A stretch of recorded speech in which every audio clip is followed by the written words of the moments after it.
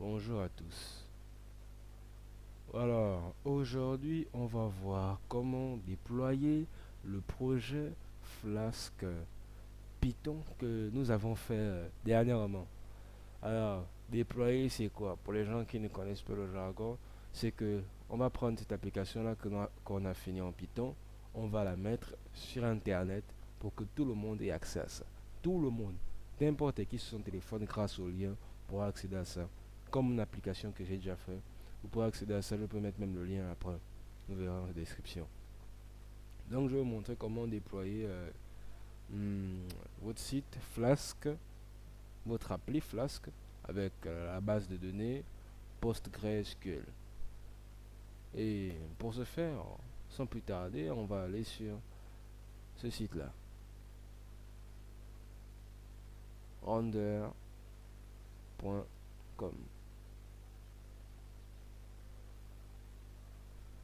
Alors ce site-là, il joue un rôle prépondérant plus dans le déploiement parce que c'est lui le seul que j'ai trouvé pour le moment qui permet de déployer votre application si elle ne prend pas beaucoup de place gratuitement.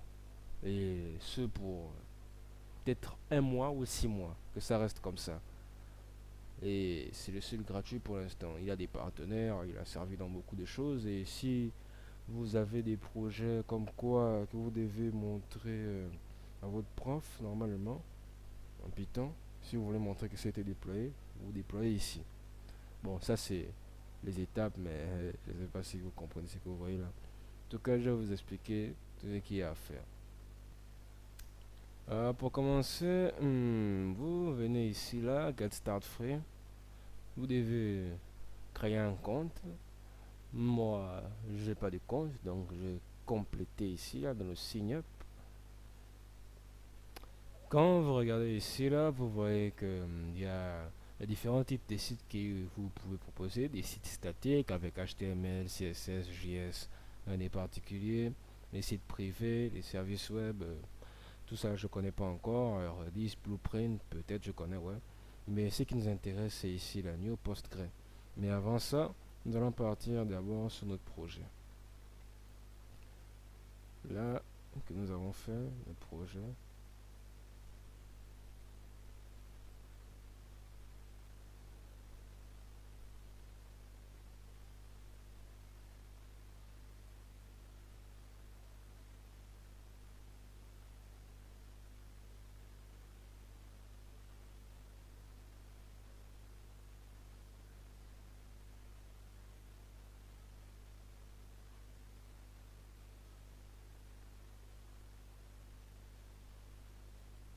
Vous entrez dans votre projet.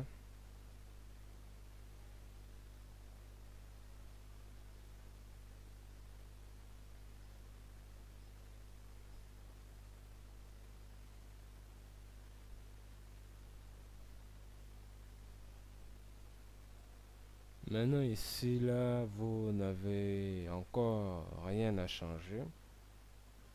On va juste attendre que ça charge un module ici, là, mais pas vraiment attendre. Alors, comme je dis, on a besoin de ça, ce qui est ici, là. Vous allez mettre ici la New PostgreSQL. Vous allez nommer votre nouvelle base de données. Pour proposition, je peux donner quoi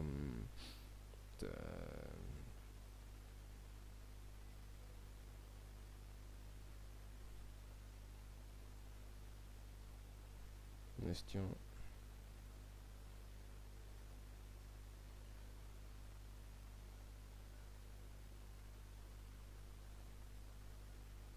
Exemple. Ici, là, il va générer le nom en forme de base de données. Ici, là, on voir. Je crois qu'il va laisser ça, on va laisser ça comme ça. La version, ouais, 15, c'est bon. Et puis là, vous voyez les types. Pour l'instant, on a besoin des gratuits. Les autres trucs pro, c'est pour les trucs plus industriels.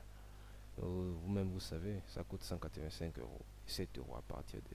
Il n'y a même pas de vrai changement. Alors, vous venez ici, là, vous mettez créer database. Et après avoir fait ça, vous attendez ce qui est écrit là. Storage. Alors, c'est fini ici. Regarde l'info.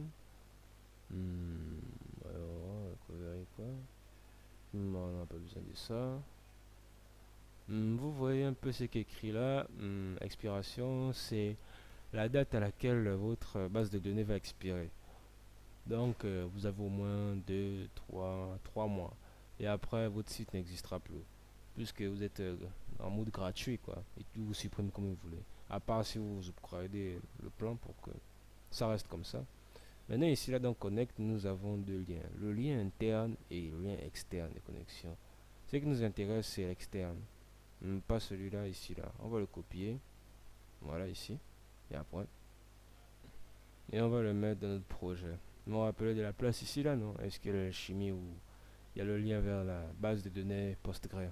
Alors, on va remplacer ce lien-là. Et on va coller ça. Et là, comme vous voyez, sur la structure, comme c'est écrit là, il y a Postgre. D'abord, on va changer un peu là. On va mettre Postgre SQL. Voilà. Là, c'est bon. Maintenant, nous avons ces quelques informations, le nom d'utilisateur, les mots de passe qui sont écrits juste là. On va vous aider à lire ça puisqu'ils vont servir à nous connecter à l'autre. Donc maintenant, je vous conseillerais d'installer deux trucs. Il y a DBViewer, DBViewer qu'on va installer maintenant. Déjà, on télécharge ça.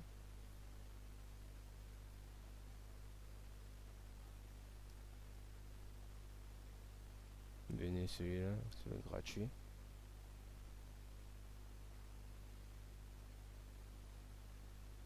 Oui. On ouvre ça. Exécuter.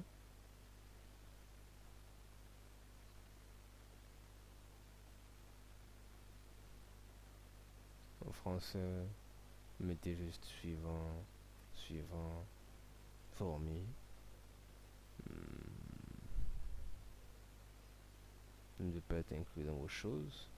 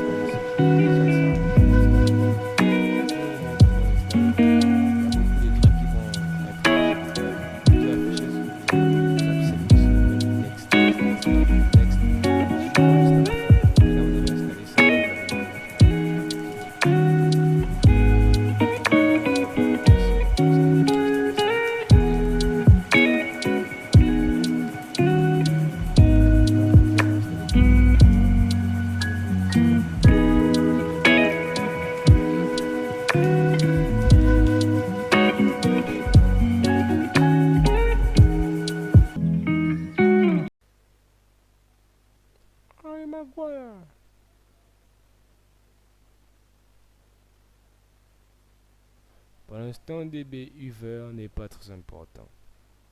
Ce que nous voyons là, nous avons toutes les informations pour nous connecter à notre base de données. Qu'est-ce que nous allons faire maintenant? Nous allons appuyer sur App ici là. Bon, on lance notre programme. Vous allez voir, ça peut prendre du temps parce que c'est en ligne. Donc vous faites Run ici. Vous vous rappelez ce qu'on avait fait, non? Quand on lance le programme, il crée les tables si les tables ne sont pas créées. Voilà, maintenant que nous avons lancé ça, attendez là-bas qu'il y a deux trucs qui s'affichent ici.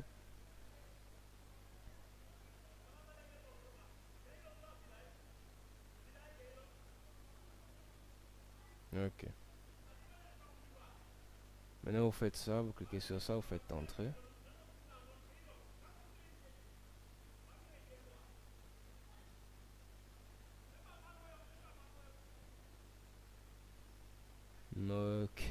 Ok.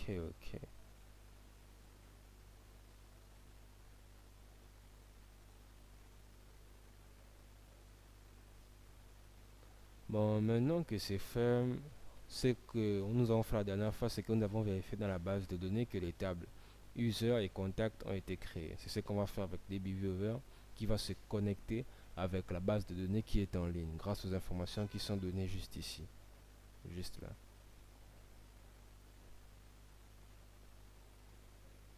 Alors, c'est quoi ces types? Moi, j'ai pas besoin de ça. Vous allez mettre ici là close.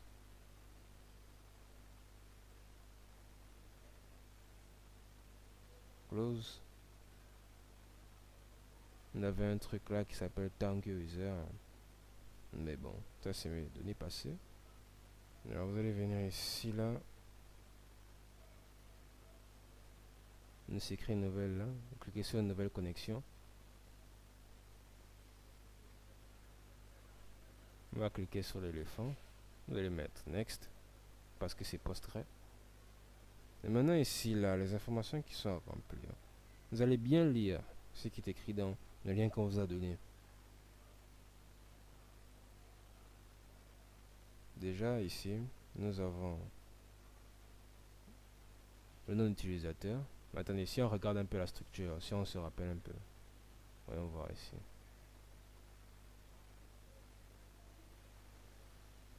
Alors nous pouvons voir dans les pages ici. Kiel, Kimi, Docu. Ici là, Quick Start, voilà. Bon, c'est la version 2.0, c'est pas ce qui m'intéresse.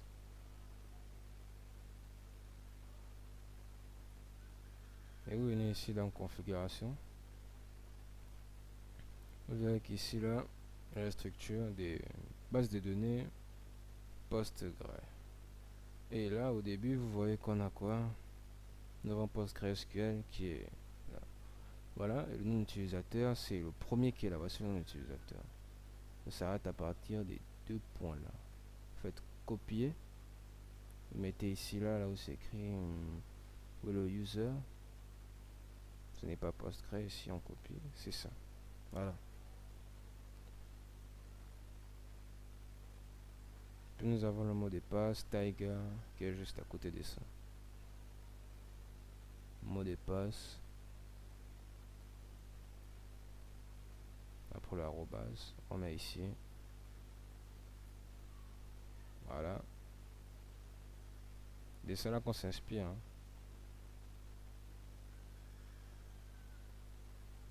Après localhost, en tout cas ici nous avons notre base de données. De notre base de données. Et ici là, on va copier là, on met ça. Voilà. Et là, vous voyez que ce qui reste, c'est celui qui est là au milieu. On va le prendre. Le copier. Et on va mettre ici là. Niveau des hôtes. Voilà. Alors que maintenant c'est fait. Tester connexion. Vous voyez, c'est écrit base de données connectée. Même si ça a pris beaucoup de temps, là c'est écrit, donc vous êtes connecté maintenant avec votre base de données en ligne. Après, vous mettez OK ici là. Donc vous avez fini, vous faites finish. Ça va apparaître ici là. Maintenant, vous allez dérouler pour faire un peu comme si j'étais sur Postgre. Hein. Dérouler ça, le power. Vous attendez. Puisqu'on a lancé notre application, on va vérifier si les tables ont été créées. Là, vous ouvrez database encore ça. Dans schéma, mettez public. Et là, dans table, vous voyez, là, il y a contact et user. Ça veut dire que les tables existent. Vous voulez faire. Bon, c'est pas que ça m'affiche là, mais. Non, ok, c'est structure. Non, user. La même chose sur l'autre truc. Passer. Vous vous rappelez, vous connaissez tous avec les jointures et autre chose. Et puis, etc., etc., etc. Maintenant que vous avez fini ça, la prochaine étape, c'est... Maintenant, je tiens à vous prévenir. Vous avez le choix entre la pilule rouge et la pilule bleue ou les deux en même temps. Quand vous allez changer la structure du projet là, ce sera maintenant un projet en ligne. À chaque fois que vous modifierez, vous l'implémenterez dans votre dépositoire qui modifiera instantanément ce qui se passe sur la page, genre en ce moment sur le site. Vous pourrez faire ça. Mais en local, si vous voulez modifier sans vouloir avoir besoin de modifier quelque chose encore sur la version en ligne, vous pourrez garder une deuxième version. C'est ce que vous allez faire tout de suite là.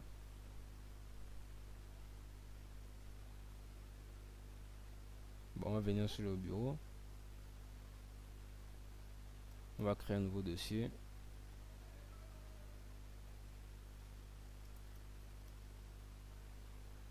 Local project.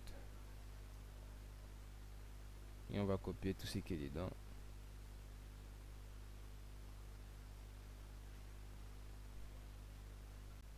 Je disais, vous allez venir ici là. Sur votre compte que vous avez créé à peine, vous allez faire créer un reposite. Vous allez nommer ça comme vous voulez, c'est le nom de votre projet. Moi je vais appeler ça Friendly Tact avec E à la fin. Ne demandez pas pourquoi, c'est personnel. Et je vais mettre ici la private. Il y a peu de trucs à changer. Vous mettez create reposite.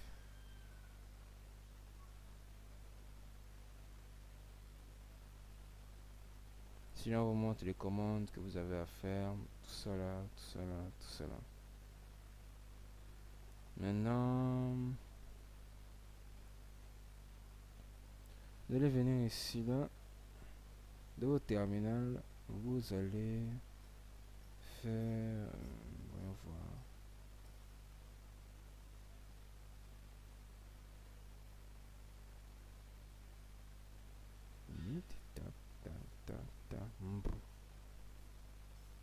Vous allez faire git config global user.email. Vous allez indiquer que ça c'est quand vous avez installé le git. Vous allez prouver que le git qui est dedans est l'email et puis le nom d'utilisateur. Donc vous mettez votre email là.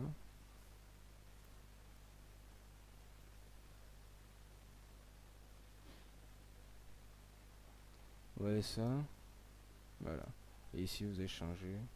Vous mettez maintenant le nom d'utilisateur. Vous allez faire ça avec votre compte aussi.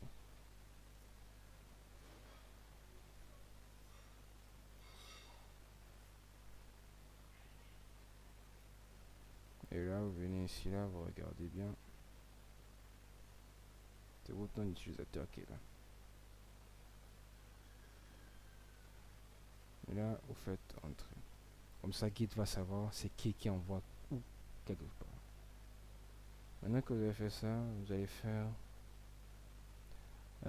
attendez un peu. Flask. Shell.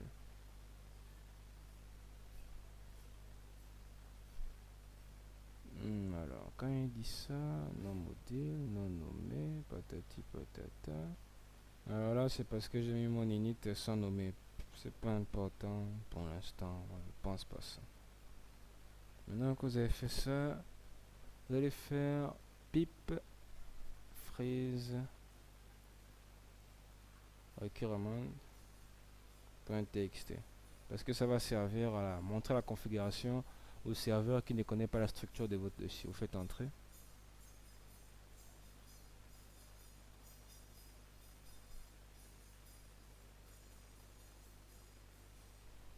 Maintenant que vous allez faire ça, vous allez mettre vous voyez ce lien qui est là, vous allez copier ça. Attendez, voilà, vous copiez ici, vous allez mettre ça ici. Donc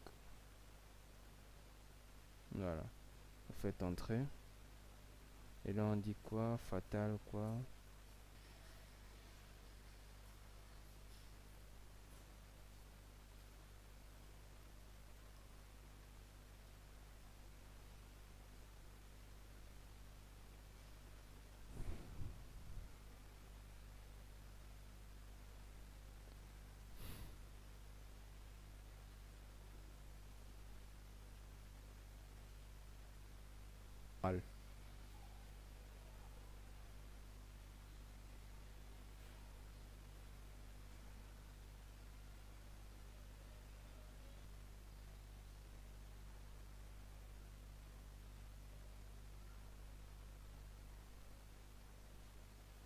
J'avais oublié de mettre git init au début pour que ça crée le dossier git.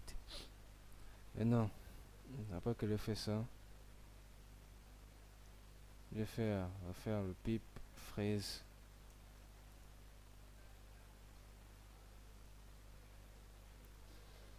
txt.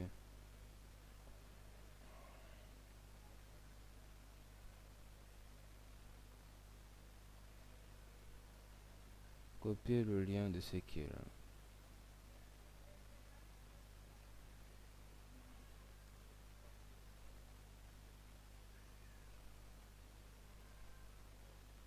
Voilà, on fait entrer. Maintenant que nous avons fait ça, on va mettre git add all pour afficher, pour ajouter tous les fichiers qui sont dans le dossier là dans le. Mais avant de faire ça, il faut créer un fichier qu'on va appeler git ignore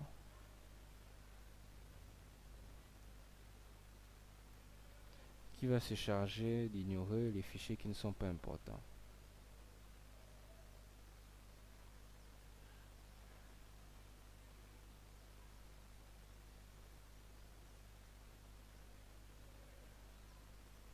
Donc vous allez mettre ici là 20 bar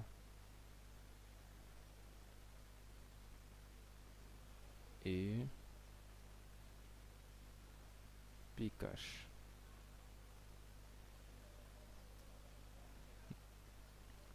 Faites donc git all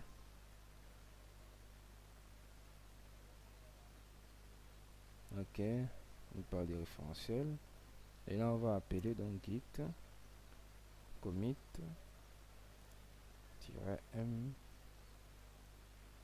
initial commit pour prendre maintenant tous les fichiers en ce moment dans le dossier gestion des contacts et l'envoyer vers ce lien là. Faites entrer. Voilà, ça a tout envoyé.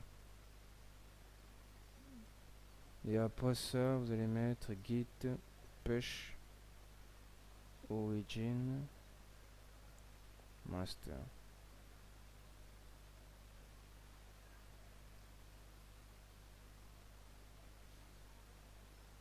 Bon, là, je ne comprends pas l'erreur que ça m'affiche là. Je ne comprends pas ça.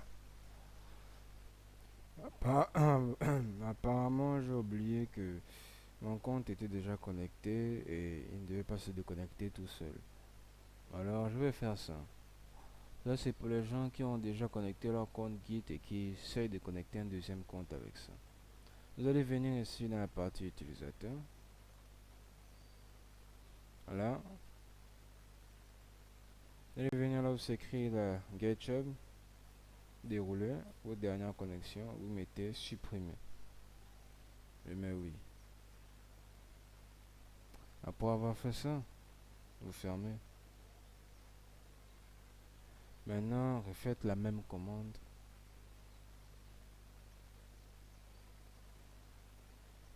Vous voyez, non? Maintenant, là, je vais me connecter, vous n'allez rien voir du tout.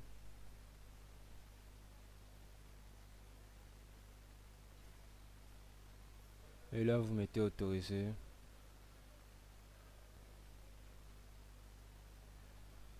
Vous voyez, ça a été en tout cas annexé. Maintenant que vous avez fait ça, que c'était annexé, vous pourrez voir ici, là.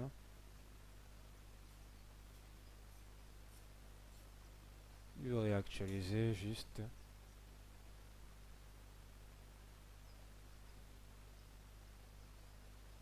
Vous verrez qu'il y a tous vos trucs qui sont ici. Là. Là, ce n'est que le début. Maintenant, la suite, ce qu'il y a à faire, c'est que vous retournez sur votre site là, render.com. Nous allons créer la liaison avec le projet. Donc, vous venez ici là dans New Web Service et vous choisissez GetJob bien sûr. On va demander des autorisations. Vous allez répondre si vous faites confiance. Oui.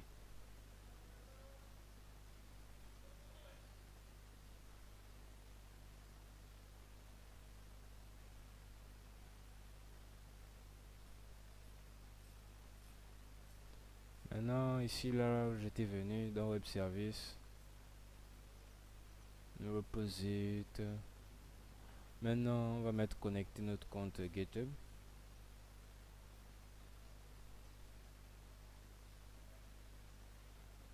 Donc, vous allez choisir si c'est juste, c'est quoi ça? Tous les reposites que ça accède ou bien à un seul. Moi, je vais sélectionner un seul. Et c'est celui-là qui est là. On aura juste accès qu'à ça. Je vais mettre install.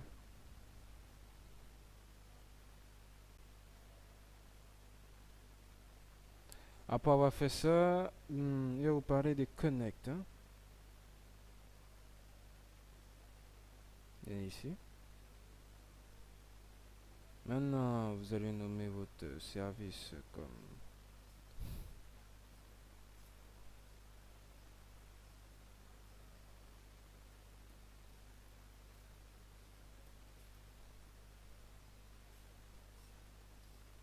eh bien vous laissez juste friendly contact, c'est tout. Maintenant master ici vous laissez tranquille. Maintenant vous allez devoir installer un truc vers et là il y a Gunicorn requis pour ça. On a carrément failli oublier. Vous venez ici là, vous allez taper pip install Gunicorn. Mettez pip install Gunicorn. Faites entrer. Puis on va refaire pip freeze là.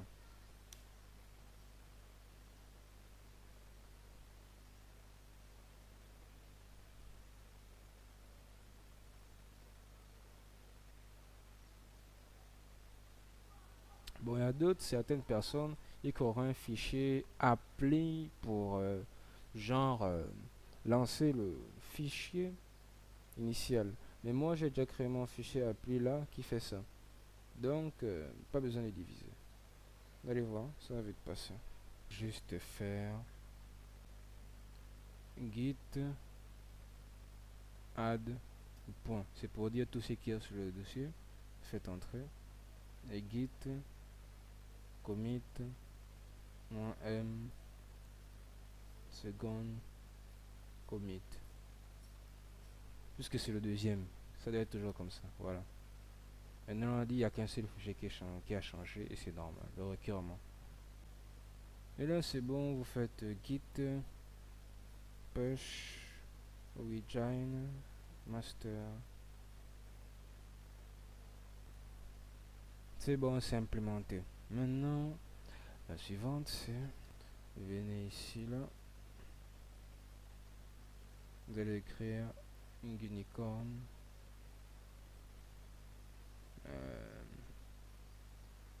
On va voir, c'est app, ouais, app, mon appli, mon fichier appli qui s'appelle appli là, 2.app.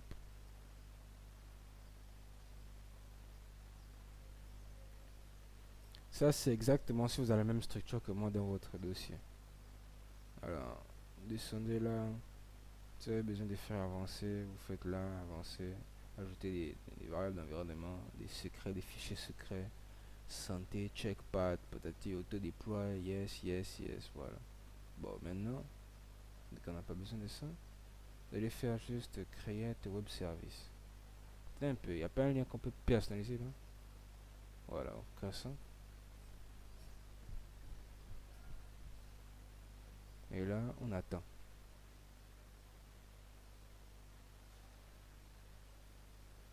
Ok, failed.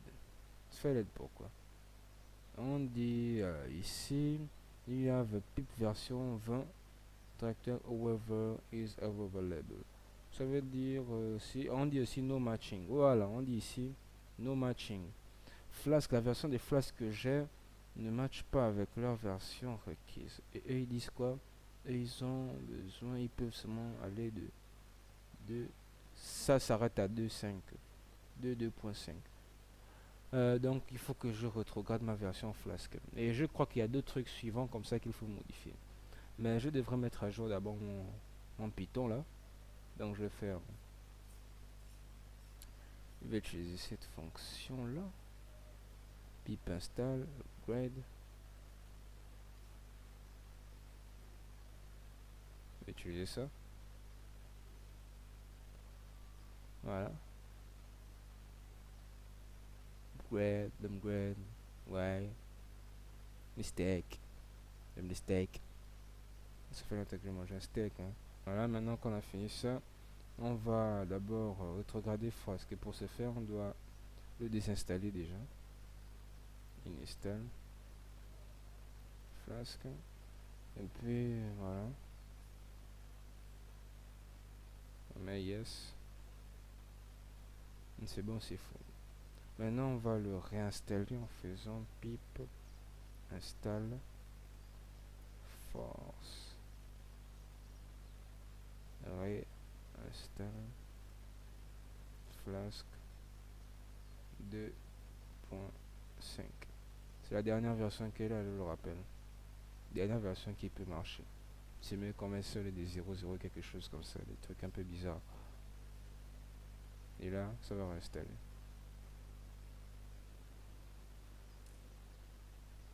Et là, vous pourrez vérifier si la version a été vraiment installée en faisant Flask version. Vous voyez, non? Flask c'est 2.2.5. Maintenant, il y a WorkZag aussi que je pense que je dois changer. Et donc, je vais faire juste un pip install force install WorkZag 3. Et là, top, c'est parti. Et là, si je veux vérifier, je refais encore même commande. Vous voyez que c'est écrit 2.2.3 là, ce n'est plus 2.2.6. C'était ça qui était écrit, non, je crois. Ouais, c'est ça, 2.3.6. Maintenant, on va modifier là, dans le pip freeze, pour qu'il réimplémente ça au connard qui gère les choses là-bas, le stagiaire. Hein. TXT, entrée. Ok. Maintenant, vous allez faire git add pour ajouter tous les fichiers. Là, vous mettez git commit et vous savez c'est quoi? C'est le troisième, donc field. Et vous faites comme ça pour à chaque fois que vous voulez modifier un truc dans votre fichier et vous voulez implémenter ça directement, ça sera modifié dans GitHub et il sera modifié sur le site principal qui sera déployé. Vous verrez vous-même. Donc vous mettez ça, vous faites entrer. Voilà, on dit un fichier a changé. C'est presque vrai ça. Et puis vous allez faire aussi git patch origin master. C'est ce qu'on fait toujours à la fin pour que ça passe.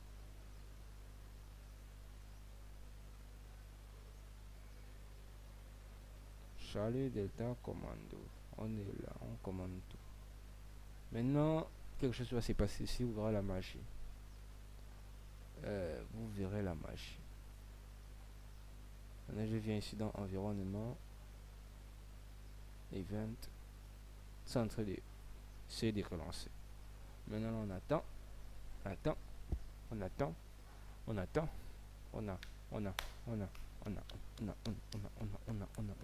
on attend. Voilà. Vous avez déployé votre machin truc chose. Voici le lien, il est là. Vous allez cliquer sur ça, vous cliquez dessus. Voici, vous avez votre application qui a été créée. C'est le lien sur internet. Regardez bien ce lien là. Vous partez sur internet, vous tapez ça, vous allez voir, c'est ce qui va apparaître pour 3 mois juste, 3 prochains mois. Maintenant vous allez déployer ça, vous pourrez montrer ça sur votre CV que vous savez faire ça, peut-être vous mentez.